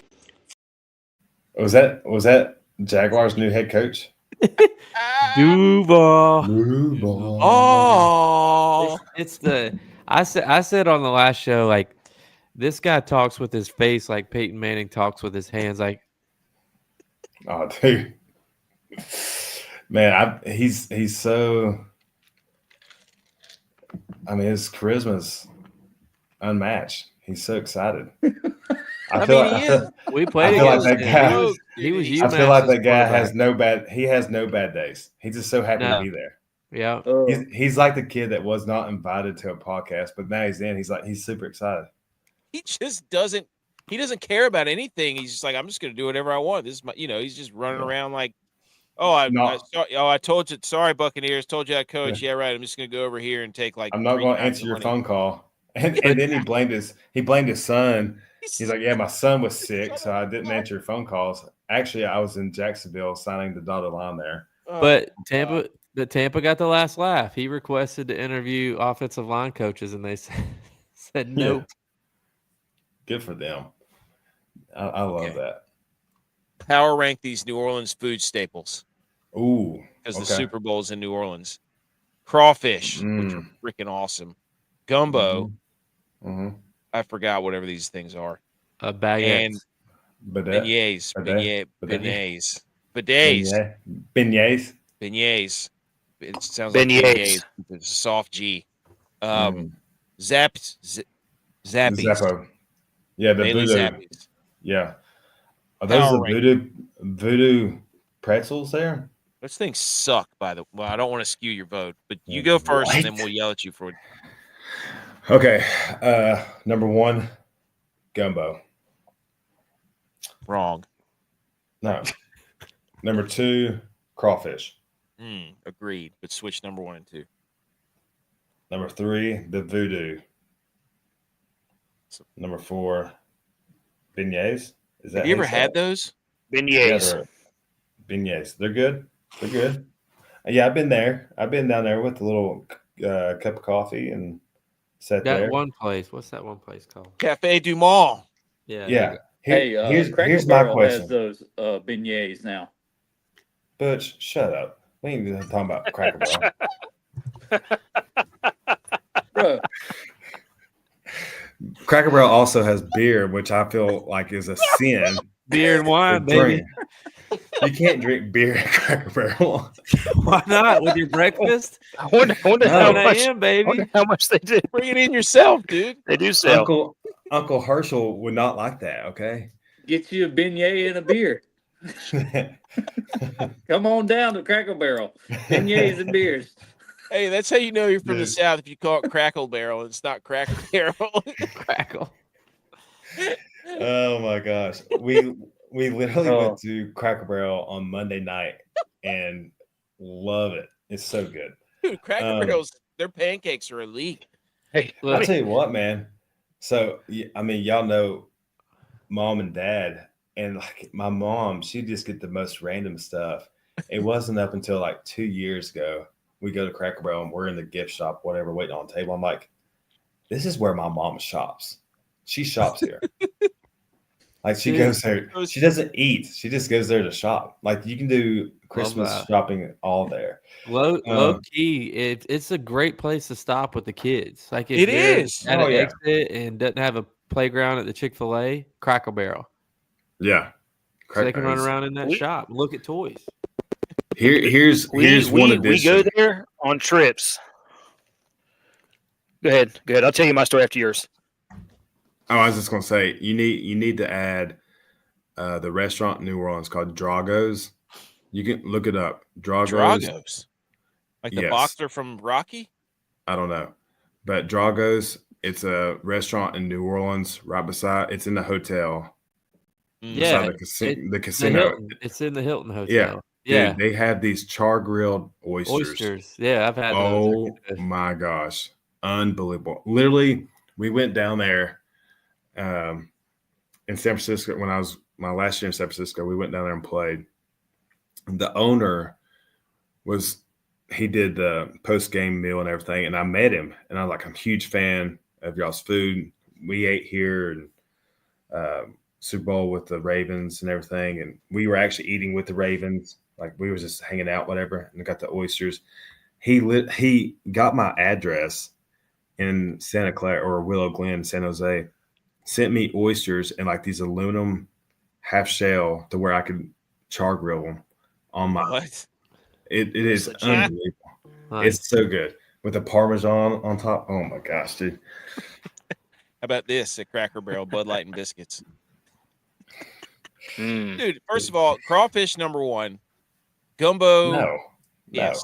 Gumbo. I used to hate gumbo. Look, you know how it is. He's going to ask you your opinion on this, and he's going to tell you why you're wrong. Yeah, he's a rule changer all the time. Why? Guarantee you are. You are. Known you for 37 years. Rule changer. What's power rank these? Those voodoo things suck. Butch said we missed Popeyes. We should have Popeyes on. I'm going pretty much the same order as Kilgore. I'm going gumbo, crawfish, beignets, and those pretzel sticks. Word is you can buy a table at Popeyes. Oh, I saw that. Could you imagine if we could do that at Bojangles? Oh, dude, my bill would be crazy. Here's my thing about crawfish. They are tasty. I love the corn, the potato, the sausage, but it's so nasty. Like they have a crawfish bowl here locally, this neighborhood, and it's a lot of fun. They have beer and everything. It's a good time. They got band, but man, you're standing there for 35 minutes and you get 5 crawfish because you're picking out shell and your fingernails. It's just too much work, man. Do you like gumbo? I love gumbo. It's so good. Obviously, dude, he ranked it number 1. I just didn't know if he was doing that because he. I'll tell you right now who makes the best gumbo I've ever had, and it's Dave Pastusic. I believe that. Paz makes the best gumbo, and look at him. He eats gumbo every day of his life. He looks like his nickname is Gumbo. His side dish is gumbo. Yeah, he's got an IV just full of gumbo and Cajun seasoning. Just what's that? Just Old Bay, mainlining it. Old Bay and water just right into his veins. Puts the shrimp in his lip like it's a dip. The Holy Trinity. I had the Zappos, so that's the pretzel mix or pretzel sticks. I had Zappos for the first time in Fort Lauderdale, and they are delicious. But they have too much mustard on them. I'm sorry, they're last. They're number 4 for sure. Gosh, they look like they're Voodoo and the Sour Patch Kids. Yeah. All right, let's go to the next one. Sorry, next one. Sorry. Just power rank these randomly generated numbers. Just by the style of the lettering or the numbering? Just the number. Which number goes first here on this? It's randomly generated 10, 39, 23, 34. No order, no rhyme or reason. It's just like a Powerball. If you had to put one first. 39, 10, 23, 34. That's bullshit. Love that. I knew you were going to pick 39 because if you flip it upside down, it's 63. That's right, baby. And it's gray, so it attracted me first. It's a different square box. So, and then 34 wanted to be his own cool little guy with the different coloring. Detroit Lion fan now. When I put the Alex Anzalone, absolutely number 34. Who doesn't love Anzalone? What they do say, AK loves his dip teeth too. Campbell's dip teeth. He always talks about him. He does. They say number 39 is the silver foxes of numbers. That's BS, dude. Yeah, I agree with that.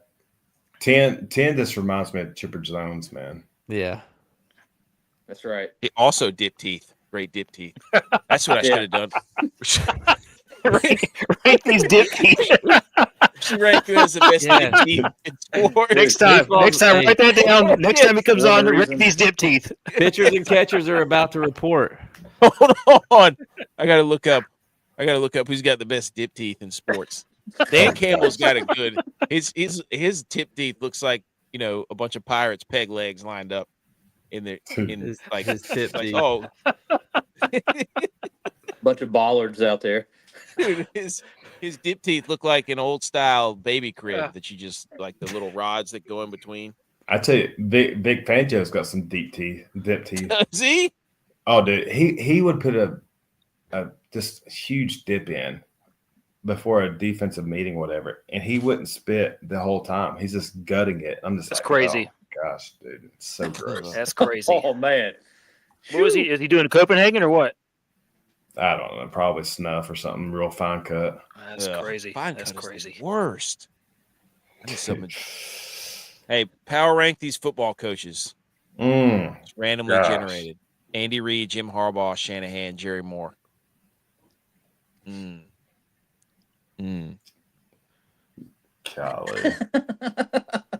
Don't worry, we'll make a clip out of this. Jerry Moore, number 1. Yes. I love Coach Moore. He's just a tremendous human being. He is. Sucker. Mm-hmm. Golly. Am I ranking them off of my personal experiences or just like success or overall? It's your ranking. Whatever you want to rank them on.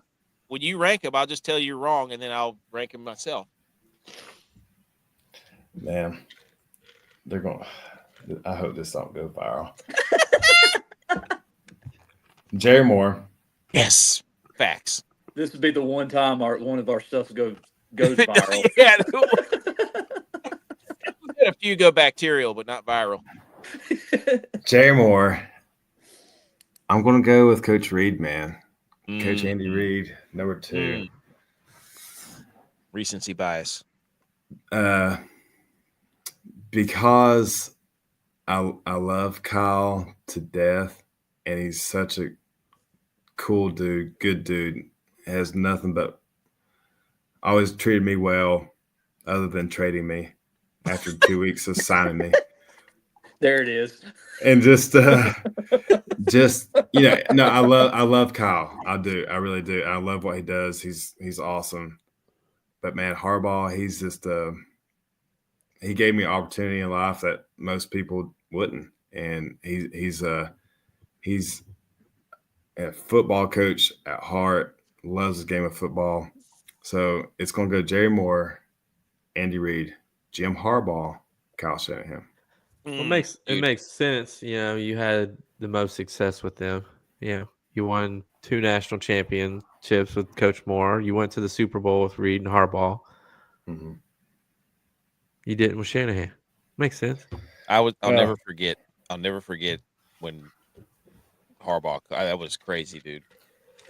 I'll tell you right now, though, like there's not a coach in these 4 squares. These 4 coaches, man. If you ever have the opportunity to learn from them, have a conversation with them, they can just give so much to your life, more than football. Just being a man of God, being a football guy, being a family man, don't be scared, bet on yourself.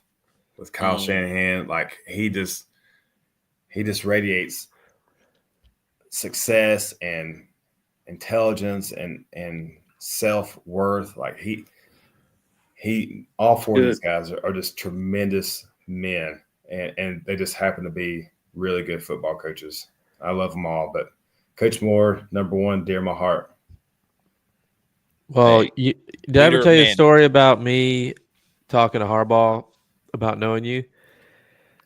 I think you have. I forget. Was it at the draft party? Yeah. So I did that Michigan show, and I was telling him, I was like, I'm really good friends with Dan Kilgore. I was like, we were in each other's weddings, blah blah blah, and I was like, we were there when you called him, and you told him that he was going to be a 49ers. He goes, I remember, all the commotion in the background. He's like, I remember there was this like one girl there, like, we did it, and screaming, and she was so loud. And I was like, that wasn't a girl. That was our buddy Adam Kasuf. And he was so happy. He was like, man, he goes, he had some lungs on him, and he was just running around screaming. Dude. I did like 20 laps around Hager's house. What wasn't you shooting something too? And Harbaugh is when you were shooting Michigan, and Harbaugh was having a beer, but he had ice cubes in it. Yes, at his dad's house. I mean, it was like they always play their games. That's at on 12 par o'clock. with him. It was after one of their games, their noon games. They go to the house to watch some football. Him and his dad, they talk about every game and plays and stuff. But it's like they're talking about the game, watching another game. Like I was like, is that like apple juice in there? Because it wasn't in like a beer mug. It was just in like a glass you pour tea or something in. Yeah.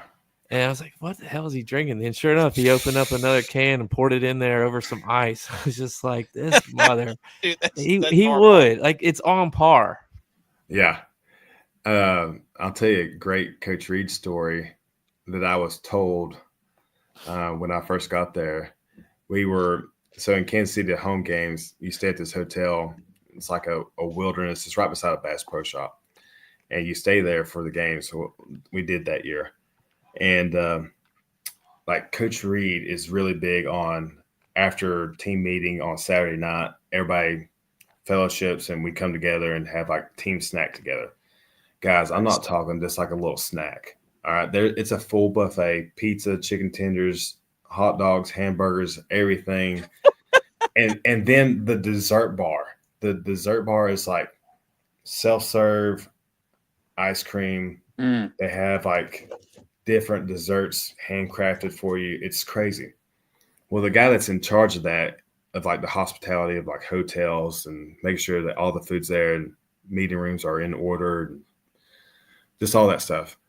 One week they were playing an away game And Coach Reed, again, very intelligent, very in tune with everything. He goes to the ice cream and he's getting his ice cream and he looks at it and he's like, this doesn't seem right.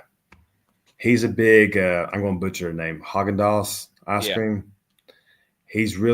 That's his favorite ice cream. Well, they didn't have it at this away game. And he's pissed they didn't have this ice cream. He almost fired the guy on the spot for not having his ice cream that he wanted. He was so mad. Like it was like Blue Ribbon or I don't know, Blue Bunny ice cream or something like that. Oh, heck.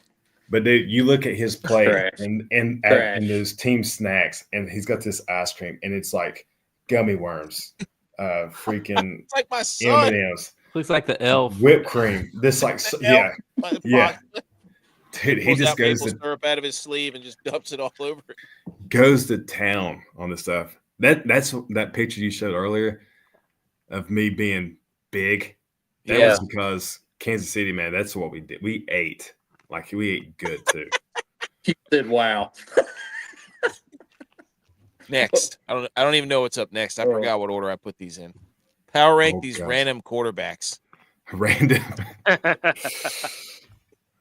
Forgot about this one. It's Ryan Fitzpatrick, Josh Allen, Brock Purdy, Patrick Mahomes. Go. Man.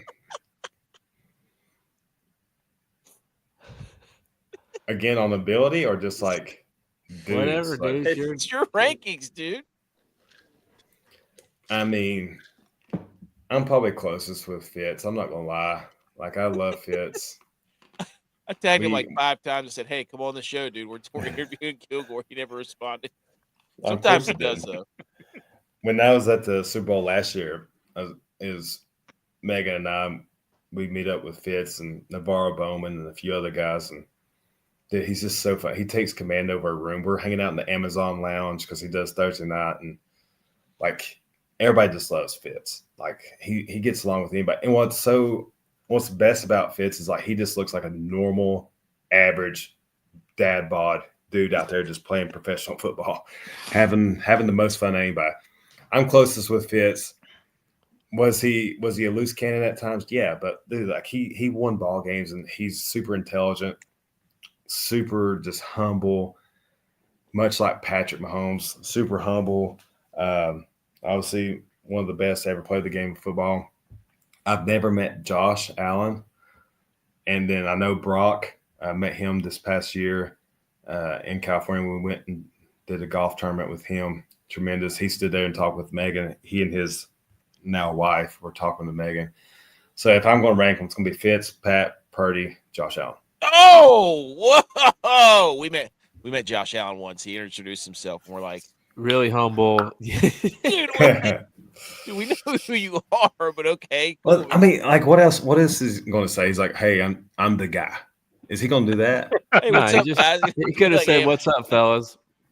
He took No, the time. like- He shook our hand. He was a nice dude. And yeah. I wouldn't Great expect guy. anything different. Like Pat is the same way. Like we had a crew that would hang out Saturday nights after the snack bar and everything. We'd go hang out in somebody's room, Oh, Anthony just- Sherman's room. Poop your brains out for about 10 minutes because Yeah. But Pat, I mean, he's one of the best known athletes in the world, and he's just another dude, man. Like all these guys, I'm sure They they'll just want to be one of the sit boys. sit there's back and nothing have a better beer. than being one of the boys.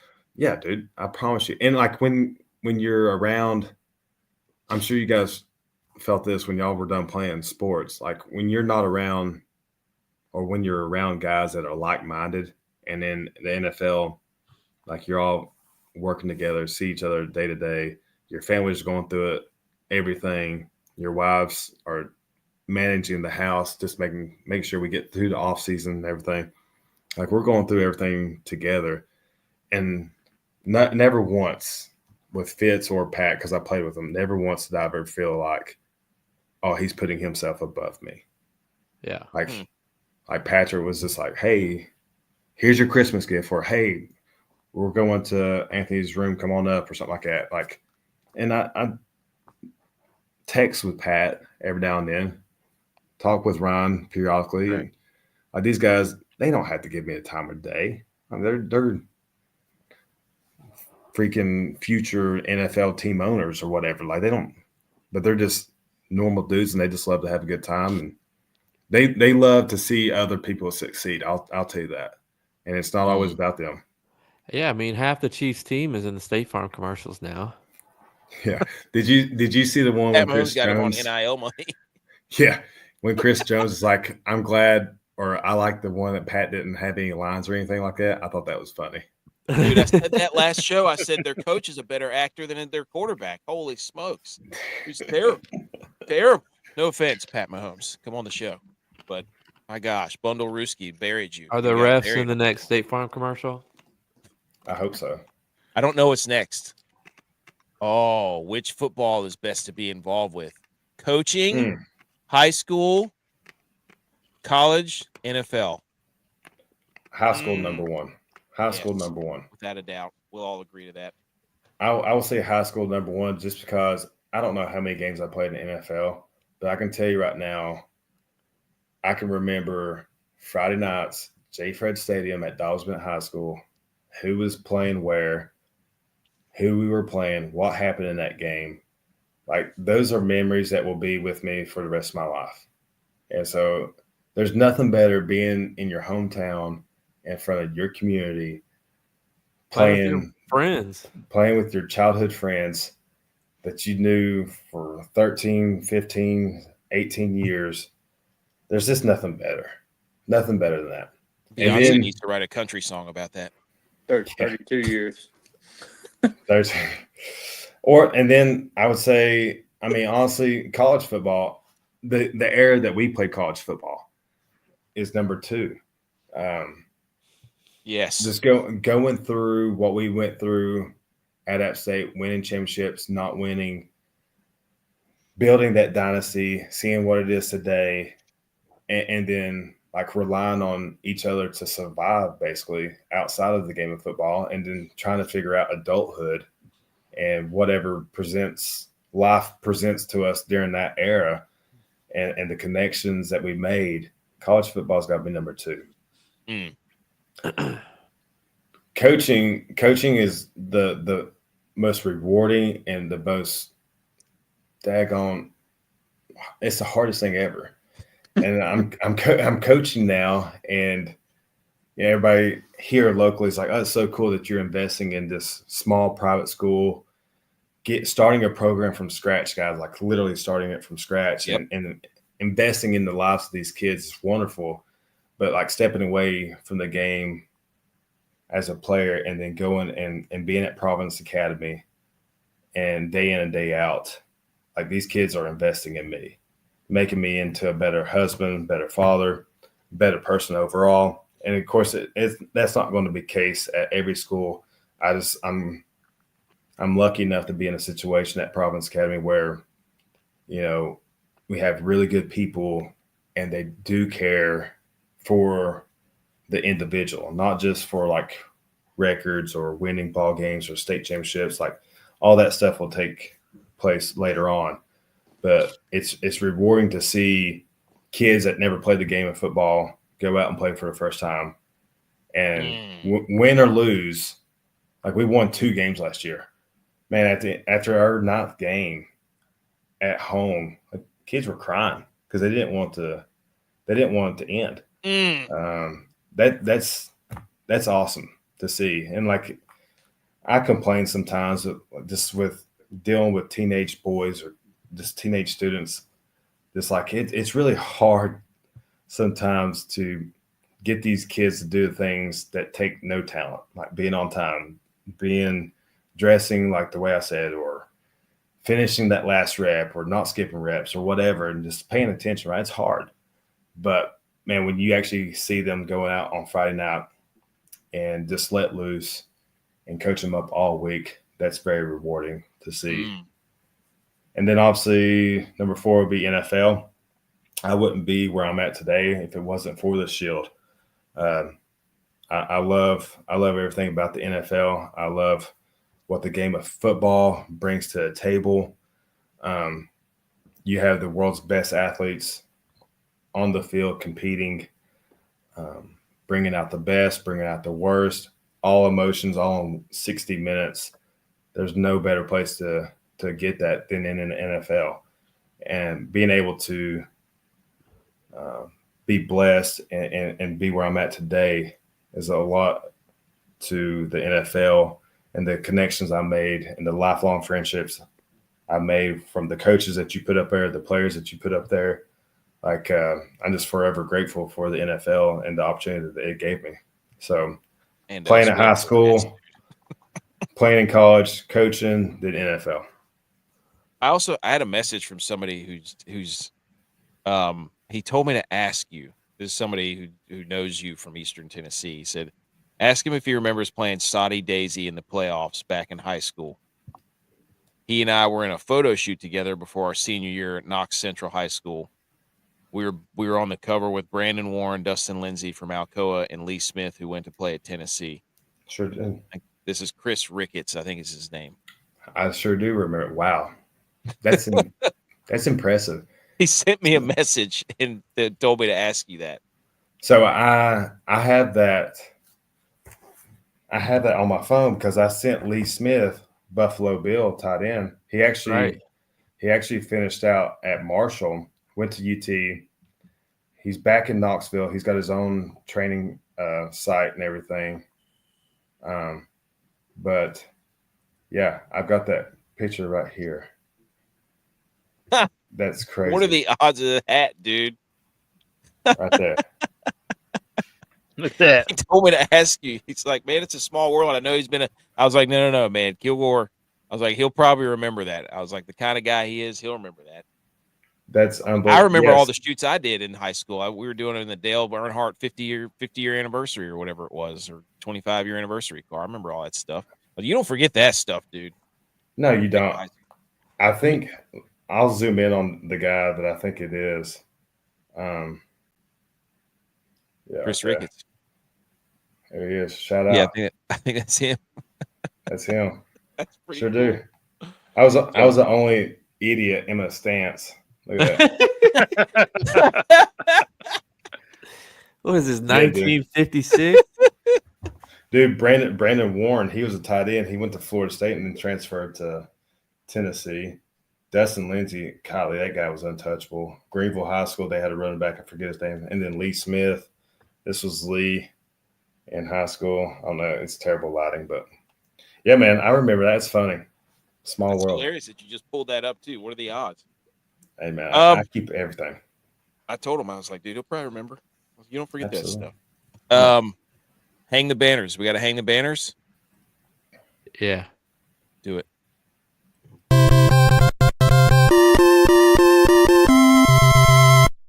You did it! Congratulations! Hang the banners. You like our graphics, dude? High production cost here. Dude. Everybody's so high tech now. If you just stay like this, everybody's going to appreciate the low tech that you guys are. What am I watching here? Who wants to go first? J-Bye usually go first. I can go first. I'm going to hang the banner for our guy, Reggie Hill from App State. Oh, yes. Tuning into the show and gave us a correction. And that's why I'm going to hang the banner, because he held us accountable. Well, actually, and we're going to shout him out. Yeah, he well actually us, because we didn't know if anybody played football at Bowman Gray when the race was going on. And he corrected us. Winston-Salem State still plays there. Is that what he said? Yeah, the Winston-Salem State Rams. So shout out him, hang the banner for Reggie Hill. And then he said, go app. So shout out him. Yeah. This roll near stuff. No, exactly. Can we do something about that? My gosh, that's the worst thing. We got to do something. So we have to do something. Tex, do you want to go next? Do you have a hang the banner, Butch? Yeah, I'm going to hang the banners for Two Bills Drive. Already giving in to next year's season. They're basically saying the next year's not the year. The window's closed. Look, it's Two Bills closed. Drive.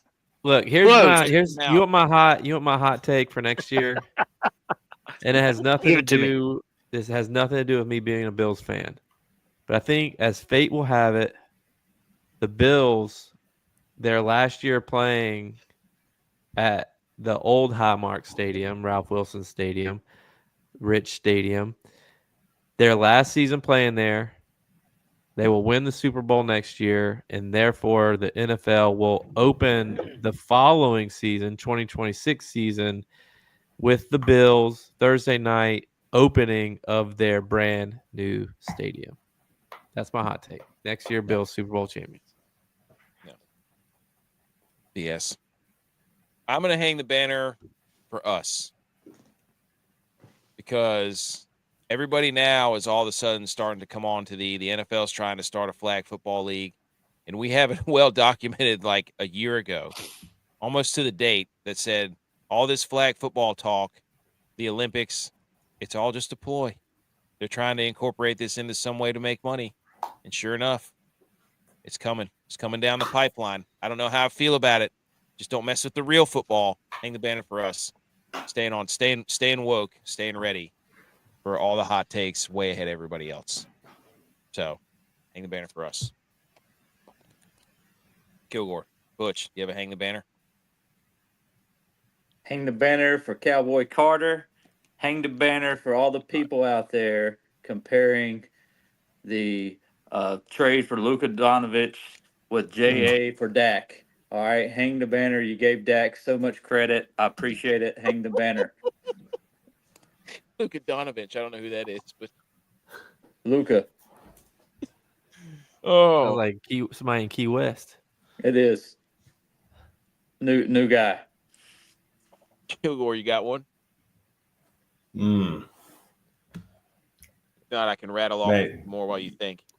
Yeah, give me a couple more ideas. Hang the banner for all the media people asking the Chiefs at the media day. Oh, is it rigged? Is the refs rigged? Like, hang the banner for those guys for just using their time there to get thrown out of the NFL and never allowed back. I'm just here so I don't get fined. I'll do this. I'll do this for Kilgore. I'm going to hang the banner for Dan Kilgore because I was able in the last month, I've been able to use his name for my benefit in more ways than I have ever been able to in my entire life. Yeah, I went to Armani Edwards Hall of Fame induction in Las Vegas. And at that event, there was Alex Smith was there. And I was like, hey, Alex, good to see you again. Like, I'm Daniel Kilgore's friend. Like, I was able to talk to him, use Kilgore's name. Then Kilgore has this comedian friend that's like all over ESPN. I'm like, hey, I know Daniel Kilgore. I know you do some things with him. He's like, oh, man, tell Daniel Kilgore. It's able to talk to all these people I would never talk to in my entire life because of my friend Dan Kilgore. Hang the banner for that guy. I'm gonna hang the banner for Cracker Barrel selling Fruity Pebbles for $6 a bowl, which I don't allow my kids to order whenever we go there. I'm like, you guys do not get to order cereal at Cracker Barrel. Well, they could put beer in it. They sell beer now too. Shout they don't need beer. They're already crazy enough as it is. Not because they're not old enough, because they're already crazy. Hang the banner for the guy who's yelling at us about not knowing to count the cereal sugar. I know how much sugar is in cereal, pal, on Instagram. You come get some, dude. I will give you an absolute nutritional seminar. Hey, what? He's going to give you a Grammy. You to death. Yeah, he's about to give you a buddy. You pound him right into the ground. I called him a pal. I gave You're him not a pal that right guy. there. You're not that guy, pal. Pal Gasol up in here. Freaking dunk. I'm going to hang the banner for our dear friend Sam Martin. Rookie, man. He Smun. Yep. Man, for him, was it year 12? It's going to be 13 if he plays. Going to be 13. That's amazing. I'm happy for Sam. But he put on a clinic in the playoffs, man. He had some really good punts and in the snow too. And the snow, and this for him to be where he's at today and seeing him grow as a player and as a person, man, I think that's awesome. I really do. Hang the banner for Sam Martin, future App State Hall of Famer. Yes, agree. You get to put his jacket on him. Do they have jackets? I don't know. You should start a tradition. That would Legends Gala. Hey, J-Vi can use Kilgore's name to go to that one. I'm gonna say, hey, I know this guy. He's also in here. What His we need to name's do is get Kilgore. those shoes that the Mr. Yosef used to wear and hand those out and be like, hey, here you go. Here's the 2002 Air Jordans. You're in the Hall of Fame now. I wouldn't even get them because my name's not even on the brick for the 2007 national championship team, but whatever. And also hang a banner for the city of New Orleans, hosting the semifinal college playoff. Oh yeah, a day after a terrorist attack or 2 days after a terrorist attack, and then hosting the Super Bowl. Man, that city is a definition of resilience and grit. Grit, and being able to host everything that they host. The biggest game in sports is going to be played there this weekend, and then Mardi Gras starts the next week. So it's holy moly, they just rolling through it, dude. It's like perfect timing for them. If you win the Super Bowl, you stay there. You stay there for the week. I mean, it's not a terrible idea. Walking down Bourbon Street, though, would be like if you were a little person walking on Dan Campbell's teeth because of all the horse poop. I'm telling you, it is not clean at all. Can we talk about before you close this? Let's talk about the Super Bowl after party. Let's talk about the Super Bowl after party in 2012. Is that P. Diddy's house? Super Bowl 47. It wasn't P. Diddy, but your boy, the whitest dude on the 49ers team, is on stage with Snoop Dogg. That's right. I remember. Okay. Puffy Daniel? Who I also name dropped you with because I told him, I was like, hey, Puff Danny? That guy that you were at the Super Bowl with. Dude, you got a problem. Dude, I'm telling you, it was me, Snoop Dogg, the guy in a green hat. And then what is that? Oh, there you go. I thought that was Texas. I thought someone was vacuuming. Yeah. Sometimes I play music in the background, so you never know. It was us two, and then Navarro Bowman, Delaney Walker, and Patrick Willis. And I'm up there wearing a flannel. This white boying it up is unbelievable. And I was over here crying in just a puddle of my own tears because they lost the Super Bowl. I can't believe he's out partying. We just lost. That's what he told me. Drop it like it's hot. And then fast forward, like we lost that game, obviously. And then go to 2021, my last year in Kansas City, literally after the Super Bowl loss to Tampa, we leave the stadium, get right on the plane, and fly back to Kansas City. There's no party. That was COVID, though. It was COVID. And, like, short story, Megan had Carson. Carson was 22 months. My sister was babysitting Chandler in Kansas City. Megan flew the morning of the game with the families. It was Chad Henney's wife, Megan, Carson, and Chad's kids.